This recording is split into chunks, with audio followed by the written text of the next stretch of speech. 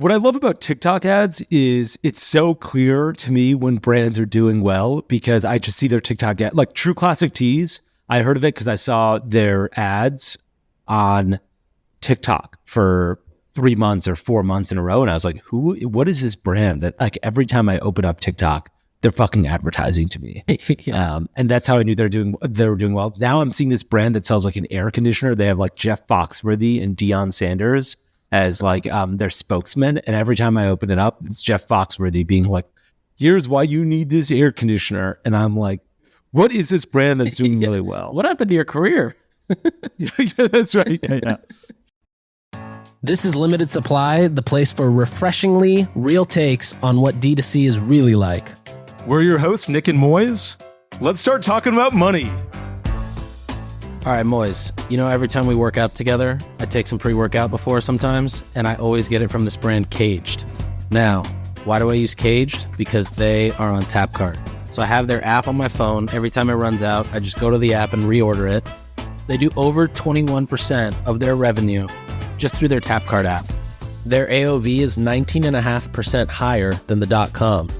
And their conversion rates for mobile web, like just going on Safari, is 4.5 times higher than the mobile web. And then compared to desktop, it's almost 2.5 times higher. It's 2.4x. That is absolutely insane. More than a fifth of their revenue is coming from the Tapcart app that they have.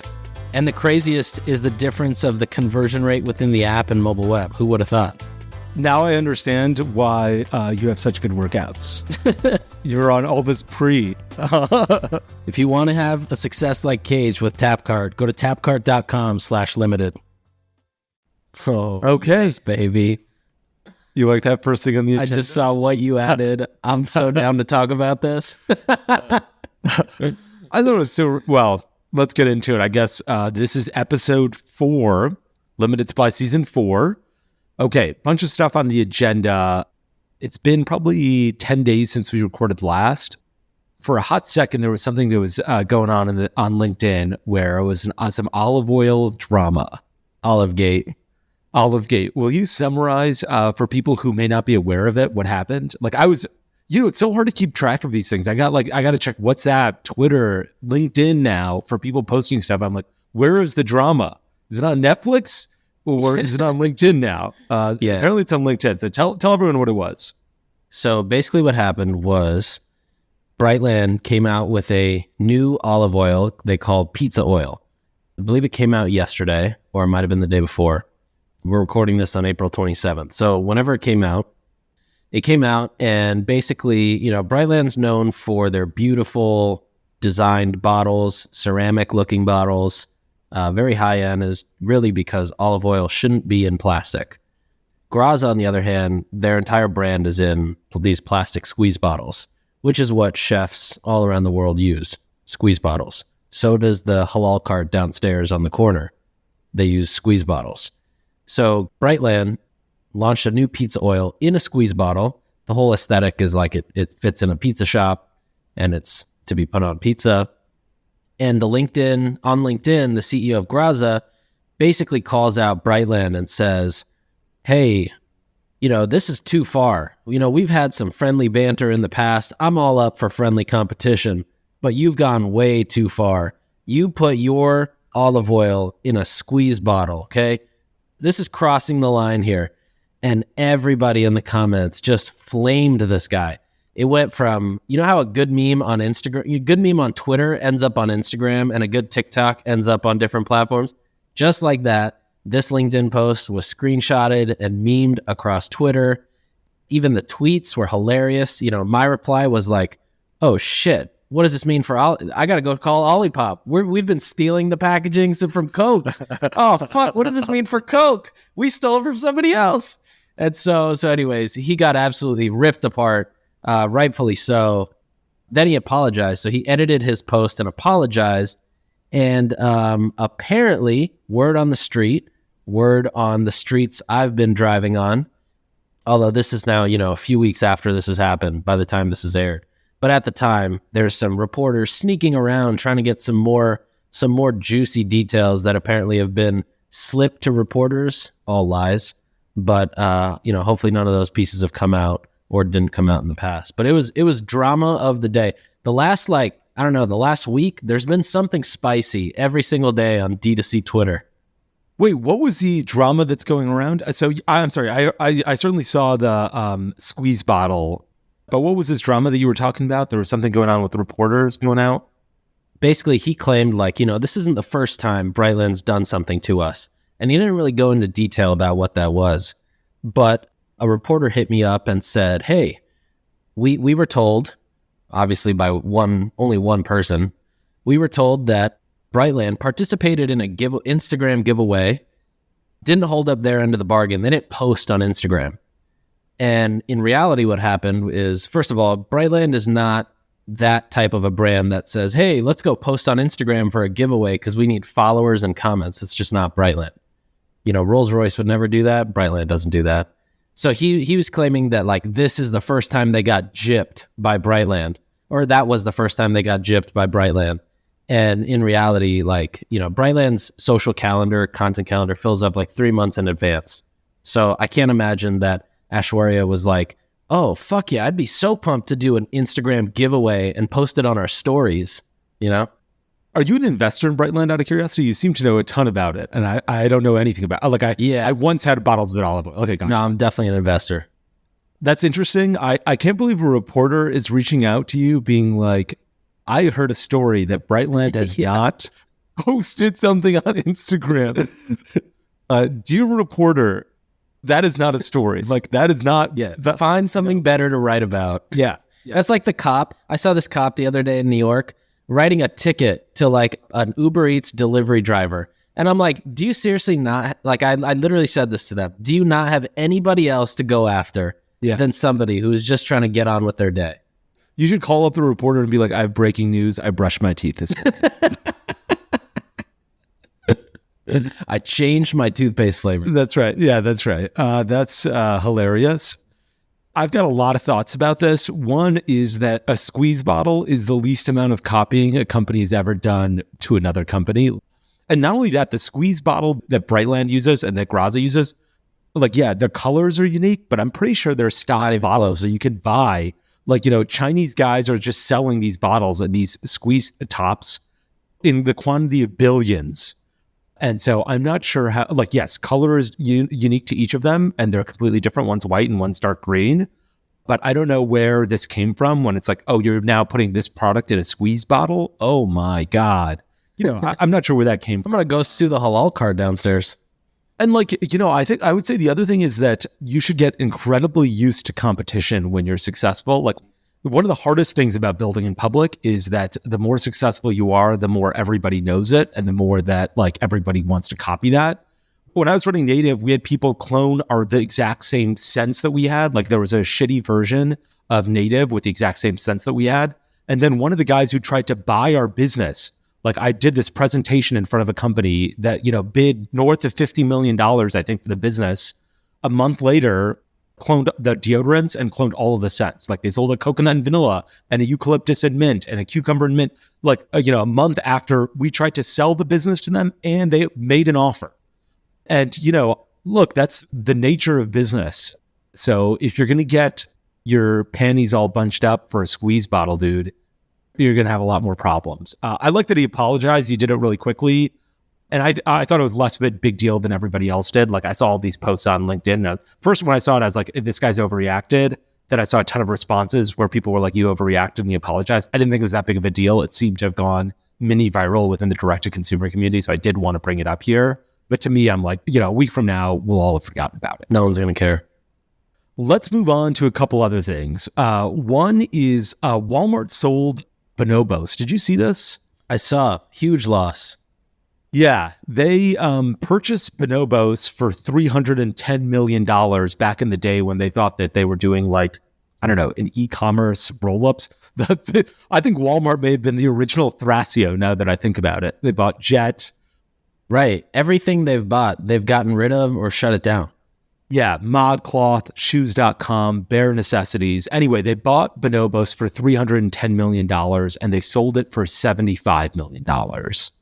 The deal structure was a little bit complicated. The guys who are buying it They're acquiring it for $50 million, WHP, and Express is going to get Bonobos' operating assets and liabilities for $25 million. So WHP is buying the brand for $50 million and the IP, and Express is buying the operating assets and liabilities for $25 million. This is what the Express CEO said about the business, because at this point, nobody knows how big it is. It says, Bonobos is delivering double-digit sales growth, and we plan to continue that momentum while also realizing operating synergies and the other economies of scale. How large it is, I have no idea. But it's really interesting. I feel like this is a good time to talk about, Bonobos. Do you know Andy Dunn personally, out of curiosity? No, we're just Twitter friends. So Andy Dunn was the founder of Bonobos. Back in the day, I think in 2014, pre-Dollar Shave Club or something, or 2013, he coined the phrase DNVB, digitally native vertical brands. And he's like, look, nobody can compete with Amazon any longer. And this was back in the day where people were like, can I be a retailer of other people's goods? And he's like, look, that ship has sailed and the battle has been lost. The die has been cast, the blood has been spilled. You will not be able to compete with Amazon selling a third-party good. You cannot sell a pen that Amazon also sells. Their logistics will beat you. Their prices will beat you. And, today you absolutely have no chance. So he suggested that he didn't suggest, but he was like, look, there is a digitally native vertical brand, which everyone should go out and create their own brand that is not available on Amazon. That's how you compete in the space. He wrote that article how many years ago? And that life cycle is so long now. He started a brand, had some troubles, sold to Walmart, and now it's being sold to a second guy. He was really the pioneer of direct to consumer, I think. I wonder if Bonobos has potential to end up like a Juicy Couture, Kate Spade, Quicksilver, one of these brands that just keeps getting traded for the next 100 years. Or if this is this acquisition now is its last shot to get back on its high horse and pedestal. I feel like the brands like Juicy Couture, at one day, they reigned supreme, right? Every woman wanted to wear Juicy in the same way that I wanted to wear a starter jacket growing up. Or there were all these great brands that sort of had their heyday and then fell off the face of the earth. And then that heyday can be reinvigorated. When I was growing up, I'd buy Reeboks that Frank Thomas, his nickname was the Big Hurt. He was a baseball player on the Chicago White Sox. He had Reebok shoes and I really wanted them. That brand is now dead, but someone can revive that brand. Someone can revive Juicy. I'm not sure Bonobos ever had that ubiquity and exactly, to be able to be revived. I think it's more of this brand can throw off some cash, but it's not a Quicksilver or starter jacket or a Juicy. I'm not sure. That's just my gut take about it. I'm actually very curious to see. I also one thing that could be fun is if we were to take a list, how there's always the thought of, 10 years ago, we said we're going to have flying cars by now. If we took that list of flying cars from 10 years ago in direct to consumer and actually compared it to the reality today, that'd be a fun exercise to go through and see how many things actually were true or how many things were good enough to get press and engagement on social, things like that, kind of make a statement. Absolutely. Yeah, that would be really interesting. So let's talk about Walmart. Okay. Walmart says their online sales are $53 billion last year. That's a jump from $15 billion in 2019, or 5% of Walmart's annual sales, which is a massive jump. You're talking about more than 3x. One of the things that I noticed when we were running, when we started launching into brick and mortar stores, was that a lot of these brick and mortar stores try and inflate their online presence and online sales and online efficiency. So one of the things that they'd like to do is be like, we'll give you this end cap. But in order to get this end cap, which is going to give you a lot of sales, you have to spend $1 million in advertising or $100,000 in advertising on our website. Now, I'm not going to pick on any retailer, so let's just give an example of Walmart.com. Mm-hmm. They'll say, okay, you need to buy the homepage of Walmart.com, and that's going to cost you $50,000, and we'll give you this end cap. And, you're like, well, the end cap is worth a fortune. So yeah, I'm ready to pay $50,000 for Walmart.com homepage buyout, although I expect zero sales from it and I will get zero sales from it. And then, at the end of the quarter, they're like, look, investors, here it is. Yeah. Look at our online ad revenue. It's so good. And you're like, as an investor, I would look at that and be like, wow, your online ad revenue is really good. And then I'm like, once I'm on the other side of things, I'm like, I see how it is. You just artificially juice this by giving me the end cap, requiring me to spend $50,000 in something you and I both know has zero value.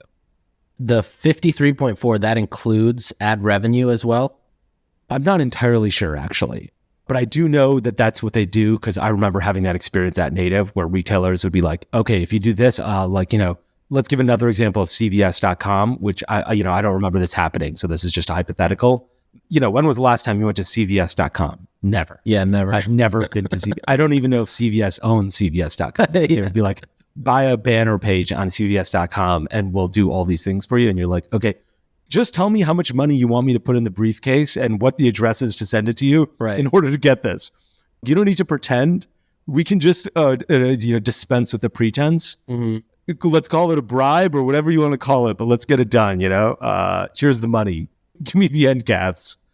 Do you use the Walmart Plus membership? How many memberships do you think you're signed up to? So like, for example, Amazon Prime, I got. Yeah. Yes. Uber, I have whatever the Uber one is. Yes, me too. ShopRunner, do you have ShopRunner? I get it through MX, but yeah, technically, yeah. And what about like Thrive Market? Thrive Market, I don't do. Italic, I do. Is that worth it? Like, what are you doing? What are you buying from Italic all the time? Man, Italic has the world's greatest boxers. They have amazing towels, amazing sheets, and the best hand soap. Okay. And you buy enough of that to have a membership? We'll use my membership for our office too. Gotcha. Okay. Oh, sorry, someone's listening. Someone's listening. You cancel this account. Yeah. Cancel it. Violating the terms. That's funny. But yeah, you know how there's always like this bundling and unbundling cycle? I feel like we're about to go into a massive bundling cycle, because even walking to the office, I see on the post on the screen, it's like, if you're a part of Amazon Prime, you get DoorDash Plus for a year for free. And it's just like getting people into, there's probably hundreds of subscriptions that people have that they have no idea about. And then you get another subscription from Rocket Internet to cancel all the other subscriptions. Yeah, that is funny. That is my favorite tweet ever, which is, I don't know what it is. I signed up for the thing that helps me cancel subscription. I had 6, now I have 7. That is my favorite. All right, I got some news, some hot news off the press. Hit me. So earlier you mentioned Facebook stock was up. Did you read any of the news that came out about Facebook? I know that their revenue was up for the first time in 4 quarters. I talked to a Facebook ad rep earlier today, and they're like, this was the first quarter where morale is we're not on our back heels and we're sort of fighting again. There's still rounds of layoffs to happen in the next month. So I know they beat revenue. I know they beat EBITDA. I know they're at, 4 billion monthly active users, I think, or maybe 3 billion monthly active users, insane numbers, and continuing to grow that. But that's all I know.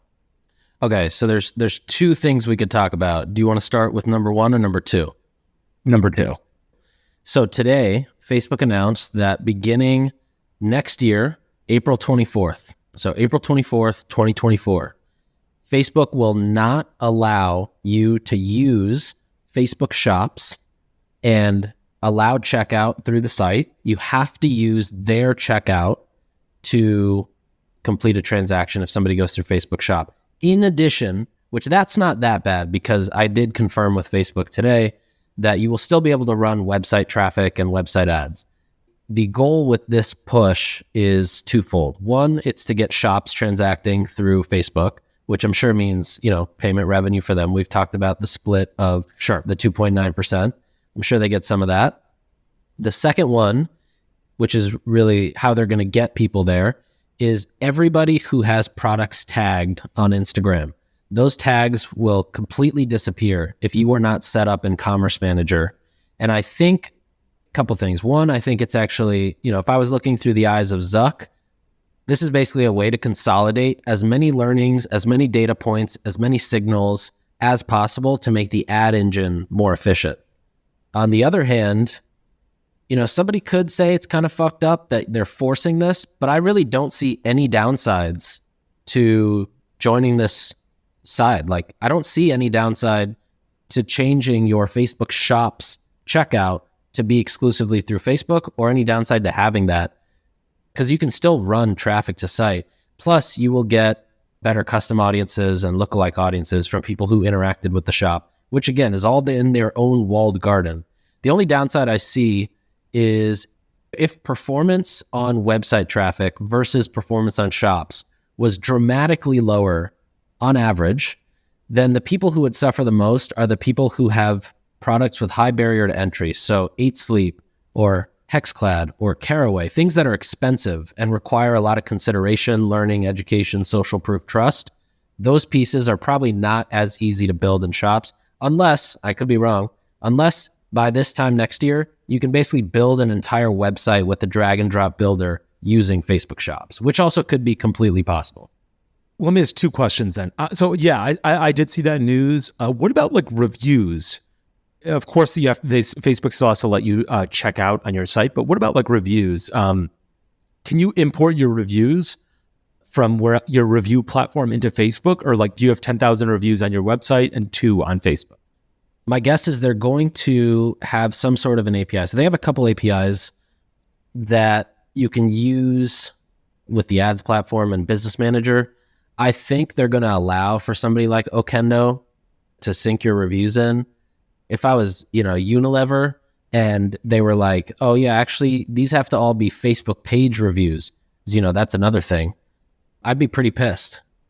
So I don't think they're going to do that, but I think they're going to, they should allow. There should be an API where you can basically sync reviews in. I do think, though, there is going to be some level of moderation or filtering in these reviews. For example, if somebody writes a review on your site, or you have a review on your site and it's in there, but it doesn't match back to a Facebook profile maybe, or it's not verified by Facebook as a real purchase, I think, for example, those might get filtered out. Well, yeah, okay. Fair enough. Also, why are you giggling? You got something in your head? I'm giggling because I was like, I wonder if how many people are going to have 2 reviews on their website and 10,000 on Facebook. Yeah. And then I guess my other question is, what about like post-purchase upsell? Like you can't do that on Facebook. Add to cart upsell. So another one that I saw somebody bring up was custom products. If you're building a custom pair of socks and you have to upload your dog's picture, how is that going to happen? I'd be a little surprised if Facebook made you do this. Like, they've in the past, they've said this is required, and then they're like... And then take it back. Yeah, like you remember there used to be this thing called like campaign budget optimization, and for a long time, they were like, on April 10th, everyone must go to campaign... there will be no or like budget optimization of the ads. The watch pages was another one. Yeah, and then they're like, actually, this is a bad idea. We changed our minds. Yeah. I remember my ad account reps when I was at Native being like, you have to go to campaign budget optimization. Don't you understand? It's going to be mandatory. We're going to force you into it. And I was like, well, I just hate it. Yeah. And, like a week before you were required to, like they'd been telling me for 3 months, a week before I was required to, they're like, okay, never mind. We're okay. Yeah. Like you did like, whatever you want. You're like, hey, what happened to that thing? And they're like, wait, I don't know what you're talking about. Yeah, that's right. That's exactly what happened. Yeah, it's okay. This is something that I feel like works really well in theory. Like the thought of, we can run ads to our own walled garden, we can collect the payments revenue, and customers are happy because they get something that's in the app experience, and advertisers are happy because we have more signals and more data. But in reality, this is something I don't think it's going to work out as easily as intended. The correct answer to this is actually Facebook, and this is a wild answer, buying Shopify. Because the reality is they have to rebuild Shop. What happens if you sell a subscription item? Is Facebook going to manage your subscription? Like what happens if I only sell a subscription item? I can't do it through Facebook Shop probably then. Like you have to rebuild an entire e-commerce engine inside Facebook in order for this to operate. And I don't think that's realistic. I'm not sure if Facebook buying Shopify is realistic either. Shopify stock is still very expensive. It would be by far Facebook's largest acquisition, and not exactly EBITDA accretive. But I do think that's not as crazy an idea as other people. Have you ever heard of the? Actually, I think you have. You might have told me about this. The Big Mac Index. No, I did not tell you. So the Big Mac Index, basically, it's like the best way to track currency. just because you can see the value of a Big Mac in every currency. And, that's your baseline as far as, what's overpriced, what's underpriced. There needs to be a Big Mac index for stocks like this. See if Shopify's overpriced, underpriced. Yeah. I think that's like looking at their EBITDA, but I'm not sure what the answer is. I think you're right. I just don't know what the answer is here. Anyway, what was the other thing on Facebook? You said there were two things. I started with number 2. What was number 1? So the other one, it's a bit more timely to this past weekend. So it's probably like 3 weeks ago if you're listening to this now, but it was Facebook on Sunday. All of the ads, your daily ad budget getting fully spent by like 8 a.m. Eastern time. And then, everybody was kind of in a state of panic. My advice to everybody was shut everything off just in case. And then I turned some stuff on in the evening, which started doing really well. In fact, we did so well that evening from like 6 p.m. to probably 3 a.m. was like this golden hour. I wish I'd tripled the budgets.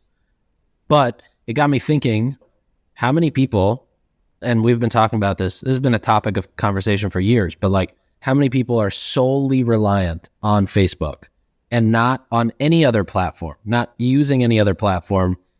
And I think it's a lot. A lot of people from this experience, I've realized almost everybody that I know is solely reliant on Facebook. It's crazy. Everyone's like, oh, you got to diversify. Facebook is dying. It's still the bread and butter and backbone of e-commerce. And like, if something happened with TikTok ads, I would not know about it as fast as I knew about the Facebook ads thing. Right. Like my mom would text me and be like, did you hear about TikTok ads? Yeah. When Facebook ads, when there's an issue with Facebook ads, literally everybody's on top of it right away. Like that happened, I think it was like Saturday or Sunday morning. Yeah. A big question that's happening right now is Facebook going to give refunds? And the answer is probably. They seem to do the right thing on most occasions. And this was like obviously a big fuck up on their part. And they know that it was entirely on them. They're usually slow to give refunds, although I anticipate in this case, they'll be a little bit faster because there were so many dollars and so many advertisers. But I would people were like, where's my refund? Where's my refund? And I was like, I remember on our Slack, on the limited supply Slack group, someone was like, should we start a class action lawsuit? I was like, how would you feel if a customer was like, I want to return this product and your CS team hadn't responded in 24 hours? And they were like, I'm going to file a class action lawsuit against you. Like, would you chill out for 10 seconds? It's Sunday. You don't want to give them till Monday to tell you what's going to happen, or Tuesday or Wednesday. You want to meet on Sunday. You're like, I'm going to file a class action lawsuit. Imagine if one of your customers bought something, didn't like it, and was like, I want to return this. You didn't respond for 10 minutes. I'm filing a class action lawsuit. Like, you'd be like, this customer is a fucking asshole. Yeah. 100%. Just need to chill out. I think they'll do the right thing. In the past, I feel like they've done the right thing. It does take time, and this is going to be a big check that they're going to have to. It led me down a path of some other channels that have been worth playing with. And I have 3 that probably sound obvious, but I think they actually work really well for a brand that's doing at least $5 million a year. So the first one is YouTube. Like YouTube performance ads have been doing really well lately. They work really well for products that have a high barrier to entry or high education barrier, things like supplements, furniture, cookware, etc. Second one is TikTok, which works really well with products that have a relatively understandable use case, protein powder, pimple patches, or it's used in the middle of funnel for larger brands. So companies that are, multi-100 million, they find TikTok pretty useful in the mid funnel. In fact, a friend of mine just ran an incrementality test with Facebook and TikTok in the mid funnel, and the numbers for TikTok were just 40 cents lower than the incremental lift driven from Facebook. So it's actually a fairly good backup channel in the mid-funnel area for larger brands. The third one is TV, which has just been, I feel like every brand that's direct-to-consumer that understands the messaging that works and then runs something, contextually native on TV starts to do really well. I don't think I've seen a brand that's launched on TV that's done good creative based on messaging or creative insights that they know from Facebook and not done well on TV. I'm surprised Pinterest isn't on your list. I feel like I've run some Pinterest, but okay, here's my beef with Pinterest. One, there's never somebody to talk to. Like the people that they try to set you up with, they don't even get a Pinterest.com email. It's like ads.pinterest.com. and they're subcontracted from some shitty company, that's like an ad rep farm. And they never give any really good advice. I feel like their pixel tech is underdeveloped. I also haven't run it for probably 2 years, but that was my last experience, was like there was no path of CPC going below $5.50, and there was nobody there to help. Interesting. I would say a couple things. One is Pinterest does not work. You're like, actually, you just fucking suck at running ads. No, not at all. I think like Pinterest works only if you're selling to women. If you're selling to men, you have no opportunity to sell into Pinterest. And two, I think that they have a far lower average click-through rate than Facebook. Like I think Facebook's click-through rate on ads is like something like 2.5% or something. I haven't heard about the rate for about a year, but somewhere around there on an average ad for Facebook. On Pinterest, it's something like, it's certainly below 1%. Like it's less than half of Facebook's. So your CPM will be way cheaper because nobody clicks any ads on Pinterest. And I think the other part is, if you spend $20, you will saturate your audience in 5 minutes. So there's only 3 people on Pinterest is the real problem. But I think other than that, despite all of those things, it's a fantastic platform. Yeah. Actually, I've seen Pinterest work really well organically. Like brands who can get Pinterest to work well, and Pinterest and TikTok, I'd put those two together. If you can get these two to work well organically, it's either like you can't get it to work, or it's on the other side. Like you really get it to work. What I love about TikTok ads is it's so clear to me when brands are doing well, because I just see their TikTok ad. Like True Classic Teas, I heard of it because I saw their ads on TikTok for 3 months or 4 months in a row. And I was like, what is this brand that like every time I open up TikTok, they're fucking advertising to me. Yeah. And that's how I knew they were doing well. Now I'm seeing this brand that sells like an air conditioner. They have like Jeff Foxworthy and Deion Sanders as like their spokesman. And every time I open it up, it's Jeff Foxworthy being like, here's why you need this air conditioner. And I'm like, what is this brand that's doing really well? What happened to your career? Yeah, that's right. Yeah. So there was another channel I was looking at too, which was basically just owned retail. Did you ever look into owned retail for native? Like your own retail stores? Yeah. So like for 1 millisecond, I thought about it. And then I was like, this is the craziest idea. What turned you off? Was it like the lease terms? It was a waste of just everyone's time. It was like, let me tell you why it was a waste of everyone's time. Like, I think like the Allbirds stores on average do less than $1 million in revenue a year. Yeah. Those are, you know what? You know how many stores you've got to have? So you have 30 stores doing less than, you got to manage all the inventory at these 30 stores. Some guy breaks a door, you got to fix it. I own gas stations. I know how, there was some guy broke a window of one of our gas stations late at night. And I remember having to drive a minivan out there and sleep in the minivan that night until the next morning when the glass guy could come and replace the door. Otherwise, some guy was going to walk in and steal everything that we had in that store, So I basically had to be a sentry outside sleeping in a van. I didn't want to do that again. And I was like, own stores? What are we going to do? $1 million a year? Increase some more Facebook ads and let's shut the fuck up and go back. Yeah. Okay, Nick, I know we know a ton of brands that have the Tapcart app. You're a big fan of Caged. You use their pre-workout all the time. You've downloaded the Caged app and you use it. I've got the Brewmate app on my phone. The reality is these Tapcart apps aren't for all of the people that are going to shop at your store. They're for the top 10%, the top 20%, the top 30% of your customers. And they're a direct line between the brand and the brain of your VIP customers. You can send push notifications for free. You can communicate with them in different ways than you can with your regular customers. And you're going to find that the conversion rate is higher with your Tapcart mobile app downloads. You're going to find that your AOV is higher, and you're going to find that the LTV of the top 10, the top 20, the top 30% of your customers that use this mobile app is on average 2.4x higher than if it was just a website visitor. 2.5 times higher. That's pretty high. Gives you a lot more room to spend on marketing, gives you a lot more room to spend on headcount, on ops. It's pretty fantastic. Okay, so how do I get it? Go to tapcart.com/limited and get a 2-week free trial. So there's this company I was looking into. Have you heard of Leap Retail? Yes. So apparently the biggest value prop is basically you can test, instead of signing a 7 or 10 or 5-year lease for a retail store, Leap will sign the lease. You pay them an operating fee plus a percentage of revenue. So the operating fee is actually a fixed daily flat fee, which I'm not sure how much it is, but it covers employees because all the employees who work in the store are Leap employees. It covers the day in and day out ops, the security, the door breaking, all that kind of stuff, plus a percentage of revenue.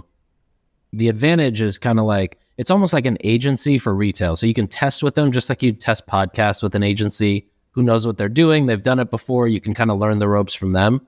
It's very similar where you can test it for a year or two. Worst case scenario, you lose 200K, instead of, 700 or 800K. But this same company, they started with Leap, and I think they did 2 stores with Leap or 1 store with Leap. And now they know that they can run their own stores, hit a 30% EBITDA on each store. They can underwrite their own stores. They know how to build them out. Yeah, I just thought it was interesting. I've never really looked into Leap before. Yeah, I sit on the board of this company called Brewmate that used Leap to open up a store very recently, I believe, in like King of Prussia, Philadelphia, Pennsylvania. I'm not sure if they're somehow related to like the Simon Group, like the guys who own malls. I do feel like they have stores in malls generally, and not like an Allbirds store on Fifth Avenue. They're like, hey, we've got this empty space in malls, come and rent it, or like, we'll take care of this. I'm not entirely sure all of the, I think they even hire the employees, right? Like they hire you train them, and like they've got employees that will then become salesmen for your product. It is an interesting concept. I like the idea. It's almost like WeWork. Well, WeWork, like if you were like neighborhood goods and stuff where they're like, here, rent a shelf at our store, basically. But I do think that like this only makes sense for brands that have like tapped virtually every other channel. Like, this is direct to consumer. Either is it worked really well or it's not working at all, but like we've got to figure something else out. Like there's so much stuff you can play with before you need to get to this level. Have you ever done any of the like naked retail or neighborhood goods, or like any of these stores that are trying to be these like D2C department stores? It's got such a good answer to this. So I've certainly been in them, and they're a ton of fun to go into because when I go in there, I'm just like, this is, my universe. Like I understand what's going on. I understand the margins. Oh, look at this guy. He's over here. Like I think they had Curie recently, and it's like, oh, Curie, there's one like, near Budokan, I think it is in like, Chelsea Market. Yeah, exactly. In Chelsea Market. The neighborhood goods guys were like, hey, we want you, like, they're like, we want native. And I was like, great, I want to put my product in your store as well. And they sent me this contract that was incredibly onerous. And I was like, are you guys fucking crazy? Yeah. I did read this contract, and fuck you, I'm not signing it. This term is bullshit. It's like a crazy fee, right? It wasn't the amount. It was like some term. I forgot what the term was, to be honest. But I remember I was like, not only will I, it wasn't about money. It was actually something else. And I was like, not only will I will not sign this contract with this term. And they're like, okay, we'll take the term out. I was like, no, you have to agree to that term. Like they were like, Moiz, you have to do X, Y, and Z. And I was like, I forgot what X, Y, and Z was, frankly, because it was so many years ago. And I was like, I refuse to agree to doing X, Y, and Z. And in fact, you have to do it now if you want me to sign this contract. And they're like, how about we just take it out and we just move forward? I was like, no, this is a matter of principle. You guys are putting in onerous terms and contracts. You expect people not to read them. Sometimes I like to read contracts. I used to be a lawyer. I want to see what the fuck you guys are up to. You're writing a new contract here. Let's see what it takes. Let's take a look at it and see what it's flex the old muscle. What? And then I was so upset. I was like, this is in here. I was like, you agree to it. And they're like, we can't agree to it. I was like, why can't you agree to it? You tried to get me to agree to it. I found it. You agree to it now. And you're like, no. And I was like, go fuck yourselves. And so we never got into neighborhood goods. Damn. That was the issue with them. So if you are getting into neighborhood goods, just send me the contract. I'll read it again for you. I'd love to take a look at it. Let's go. Yeah. Or if anybody has it, send it to Moiz. We got to get that. Send it to me. I'll remember what that term was. Yeah. I forgot it a while ago. That is way too funny. Let's move on. There were some fundraising things that I want to chat about really quickly. Tonal, Tonal? Yes. You know what those guys are? They raised the mirror-like fitness platform. Yeah, the one that had like LeBron James, like it being like, oh yeah, I use it. Yeah, if you got LeBron James's body. Yeah. Yes. If you get a Tonal, you will also be LeBron James. Imagine the commercial, like a skinny white guy goes in. You look like LeBron when you come out, big black dude. There used to be an ad for like Blake Griffin and Kia, and I was like, Blake Griffin would have to sit in the back seat to drive this Kia. Like, he's so tall. There's not enough room over here. What a joke. Yeah. And like Tonal had LeBron James and like Serena Williams and stuff. Like, they had 8 like, top tier athletes. In September 2022, so less than a year ago, they raised $100 million at $1.9 billion valuation. Now, in April 2023, they raised $130 million at a $445 million valuation.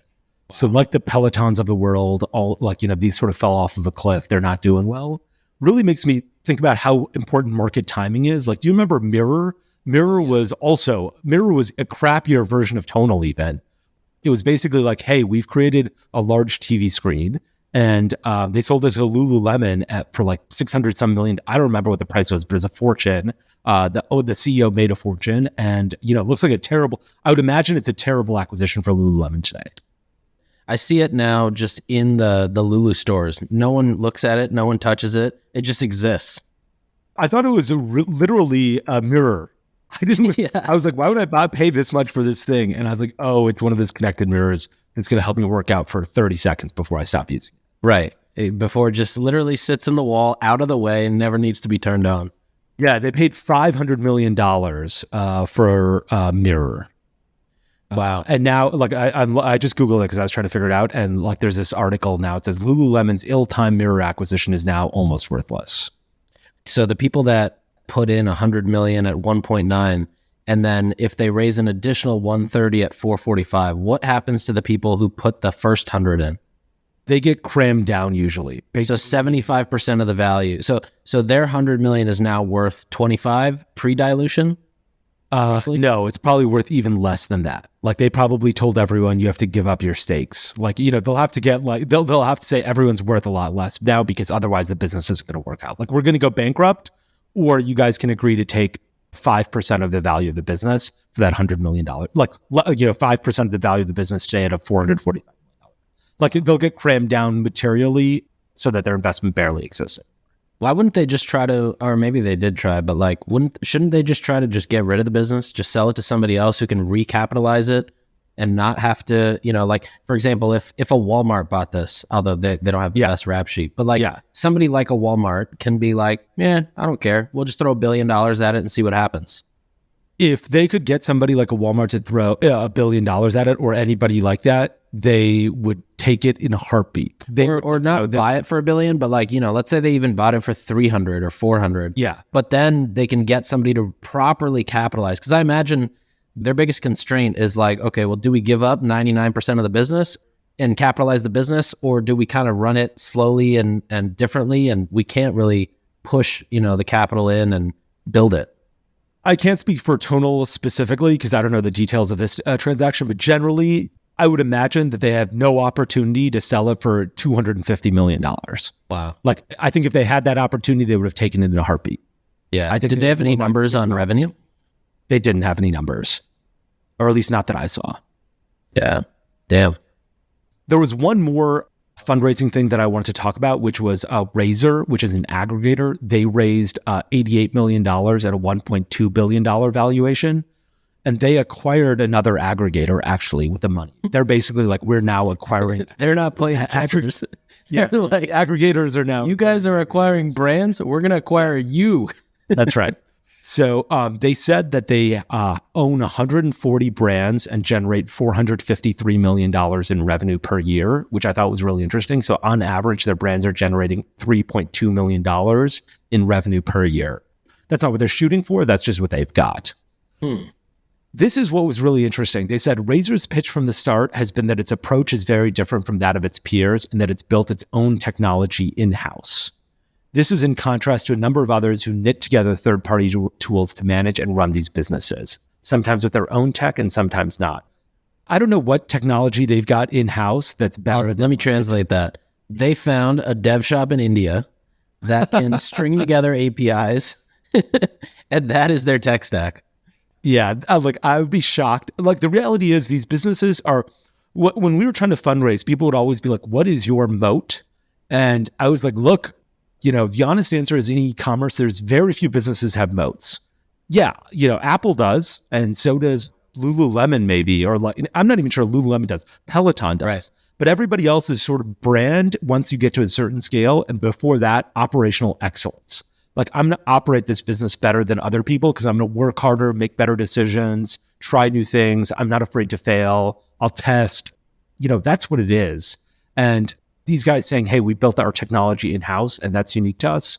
I'd be shocked if Thrasio was like, you know what? We've been using Klaviyo, but I think we've decided to rebuild Klaviyo on our own, and that's better. And so is building Gorgeous and, sending text messages on our own stack and our own Shopify. Why should we use Shopify? We've got our own, that is really not anyone's forte in e-commerce. Technology is almost never a forte in e-commerce. It's almost always operational excellence and branding. I'm more curious what they use this tech stack for. Like, I'm sure they have developed some sort of proprietary tech. I would imagine it's a layer on top of the regular tech stack. So it's something that makes it easier maybe to upload emails into Klaviyo or mass send something. I have no idea, but I'd imagine it's a layer on top versus like, oh, we should rebuild Gorgeous because that billion-dollar company doesn't know what they're doing. Yeah. I bet it's more like inventory forecasting and back office. Right. Okay, there's one thing I wanted to chat about that you tweeted about, which was Glossier's new website on Shopify, which, was a big deal. Like, that's a big brand to get. Usually brands that get to a certain scale actually go the other way and get off of Shopify. I felt like Ritual got off of Shopify, Away Travel got off of Shopify. Glossier, is now on Shopify. And so it's sort of like a reversal of what other brands have been doing. What do you think of that? One, I think it's a great win for Shopify. There has been just a ton of change with Glossier in the last probably 8 months from, I think they have a new CEO now. They're in Sephora. I believe they might be on Amazon now as well. It's like, if you were to look at this again, kind of like Bonobos in 2017 versus today, they're two completely different businesses. They tried a bunch of stuff. Like, they did that Glossier Play, which was like, a different line extension that I think completely flopped as well. The Shopify site, I think it's okay. I don't think it's fantastic, but I also know, having launched many Shopify sites and building some, that, there's generally a reason that something made it all the way through to the live site. I could definitely critique the shit out of this site, but I'm sure there's some reason why, the alphabet is spelled out in the footer with, every possible product listed. And why the buttons just disappear when you hover over them. I moved a site, we native moved to Shopify.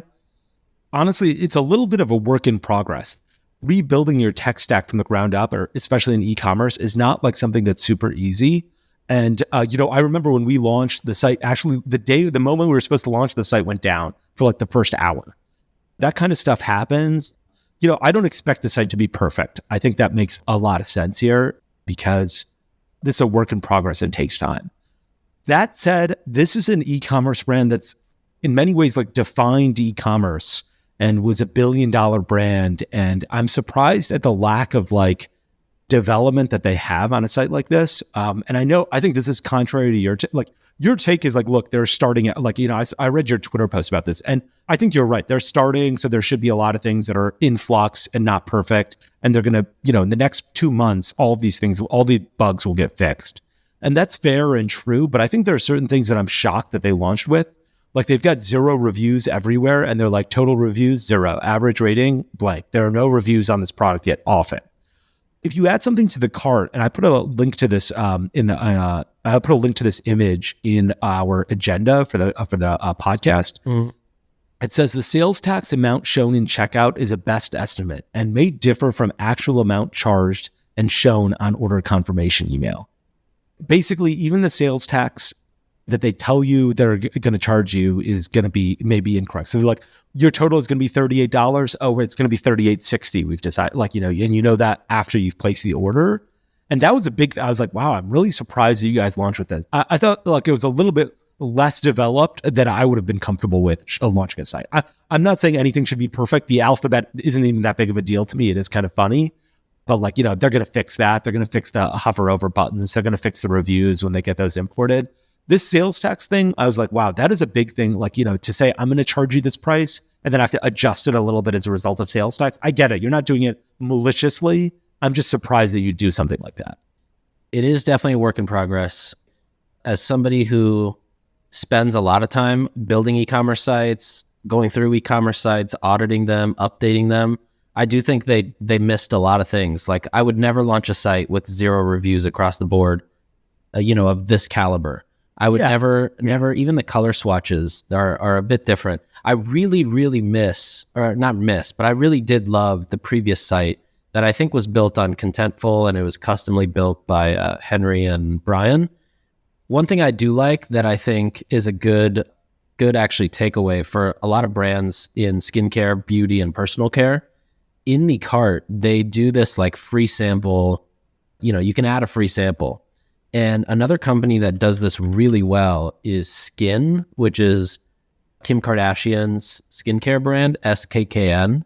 This is also built on Shopify. And as soon as you add something to the cart, it gives you the opportunity to add samples, which I think as a brand, like you want to push as many samples as possible. Anything that's a consumable, you kind of want to go with the beverage saying of cans and hands. In this case, it's like more samples, the better. I love that. And like, you know what? First, the samples are going to cost you 40 cents to ship out, 40 cents entirely, because it's a tiny sachet of a product and then a pick and pack charge. It doesn't add anything to the weight, doesn't add anything to the box.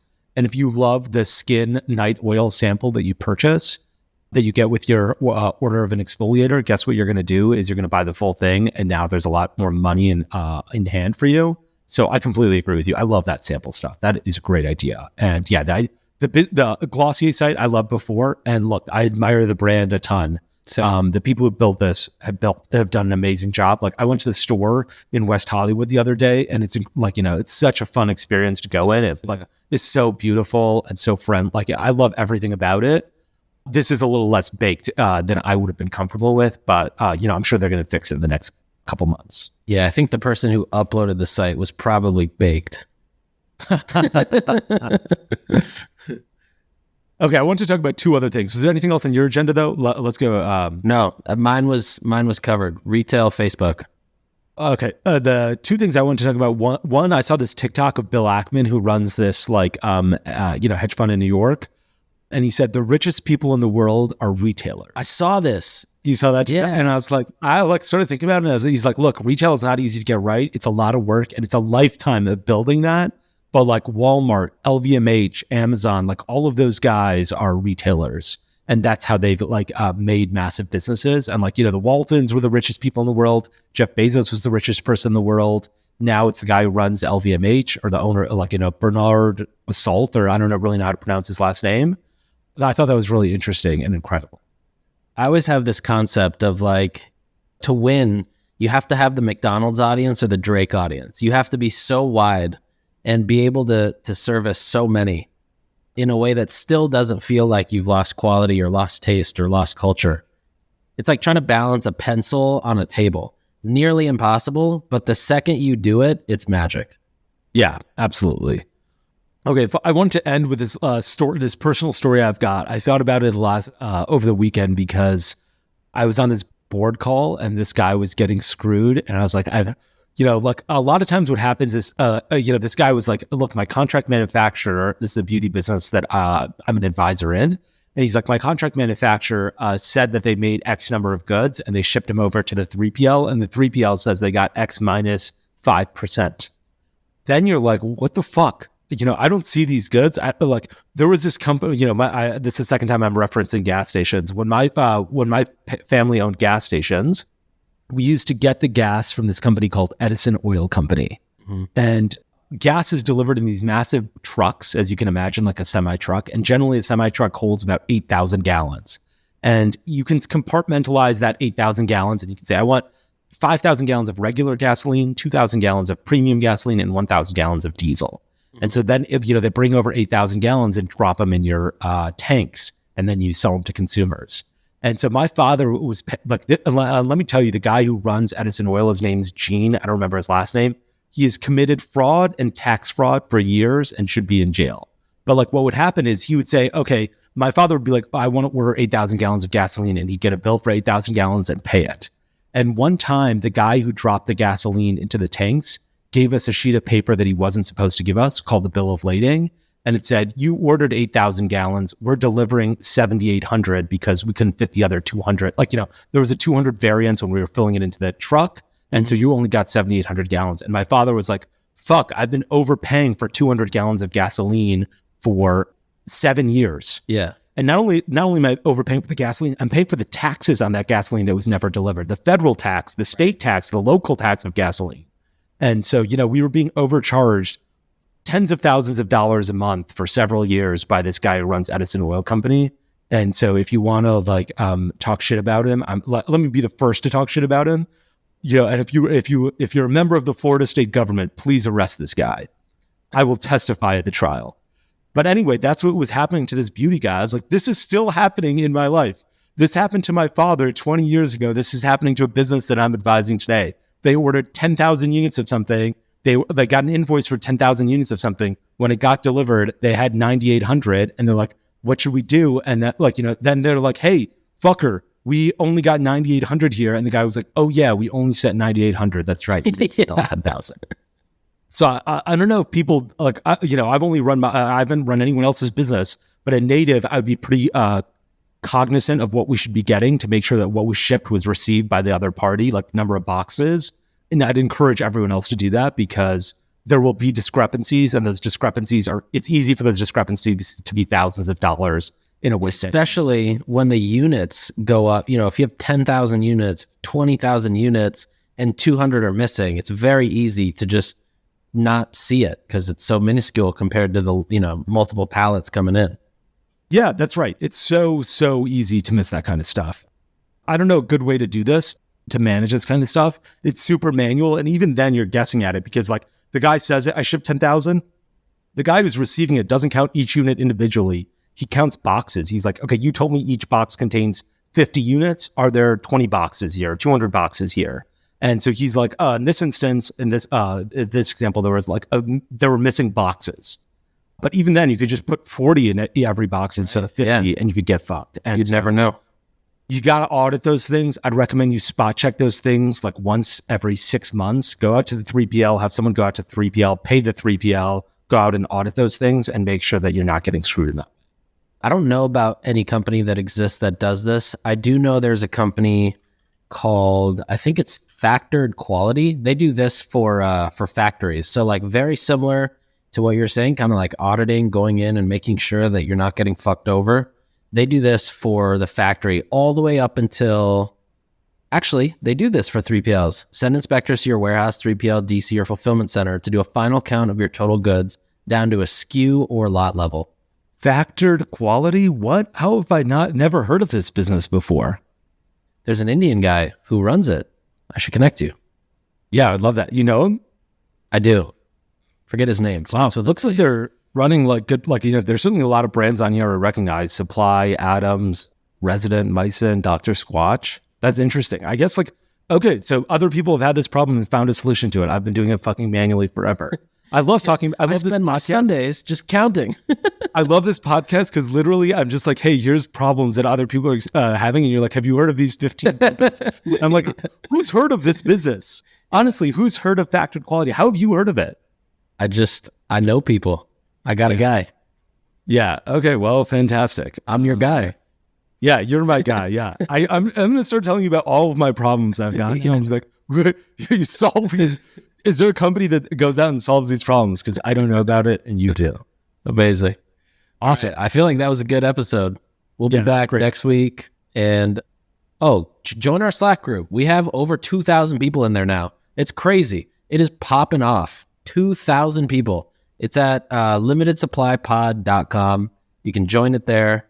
If it doesn't work, it's probably going to work 20 minutes later. Slack has an issue, actually. So you can set a link to not expire, but every 400 people that use that link, it drops. So basically, every time it increases by 400 people, I have to go reset the link.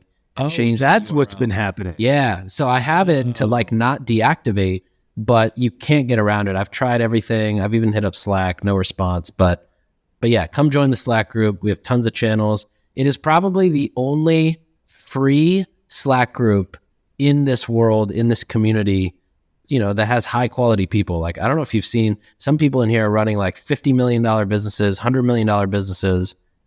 And, it doesn't cost anything. We're not going to charge you. There's nobody shilling. There's nobody selling.